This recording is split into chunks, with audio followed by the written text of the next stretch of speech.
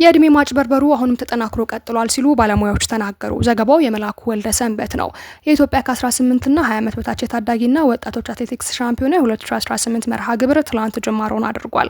ይሁን እንጂ የእድሜ ማጭበርበሩ ጉዳይ ዘንድሮም ያልተቀረፈና ይበልጥ ተጠናክሮ የቀጠለ መሆኑን በጉዳዩ ዙሪያ ትላንት በአዲስ አበባ ስታዲየም ተገኝተን ያናገርናቸው ባለሙያዎች ገልጸውልናል።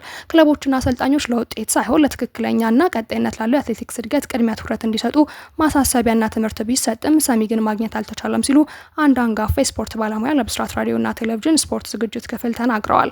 ትላንት በአዲስ አበባ ስታዲየም ረፋር ላይ ጅማሮን ባደረገው የአትሌቲክስ ሻምፒዮና በሁሉም ርቀቶችና በሁለቱም ጾታዎች ክለቦች ታዳጊና ወጣቶችን ሳይሆን አዋቂዎችን ይዘው መቅረባቸው በግልጽ ታይቷል። የራሱ የታዳጊና ወጣት ቡድን የሌለው ክለብ የ25 ዓመት ዕድሜና ከዚያ በላይ የሆኑ አትሌቶችን በታዳጊና ወጣት ስም አስመዝግበው ለውድድር ሲቀርቡ ታይተዋል።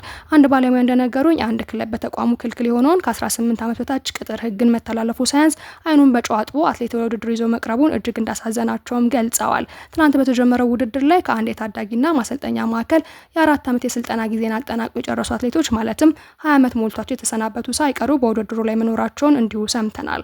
በአጠቃላይ የእድሜ ማጭበርበሩ ጉዳይ ዘንድሮ ይበልጥ ተባብሶና ተጠናክሮ መቀጠሉም ውድድሩ የታዳጊና ወጣቶች ሳይሆን የአዋቂዎች የኢትዮጵያ ሻምፒዮና ነው ሲሉ ያናገርናቸው ባለሙያዎች በሙሉ እየተናገሩ ይገኛሉ። በመጨረሻም በደረሰ መረጃ አሁን ላይ ምንም እንኳን ውድድሩ ቢጀመርም የእድሜ ማጣራት እንደሚኖር ሰምተናል። በእድሜ ማጭበርበር ሳቢያ የሚሰረዙ ውጤቶችና የሚወገዱ አትሌቶችም ይኖራሉም ተብሏል።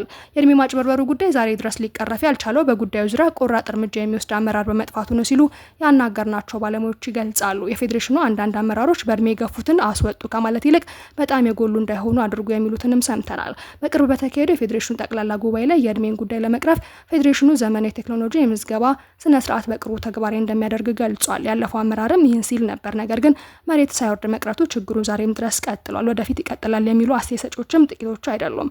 እውን የእድሜ ማጭበርበር ጉዳይ ማስቀረት ይህን ያህል ከባድ ሆኖ ነው ወይስ የማይደፈር ጉዳይ ኖሮ ነው? ክቡራን አድማጮቻችን፣ ተመልካቾቻችን እናንተስ ምን ትላላችሁ? ኮሜንት ላይ ሀሳባችሁን አጋሩን። የዛሬን አበቃን። ቸር ቆዩልን።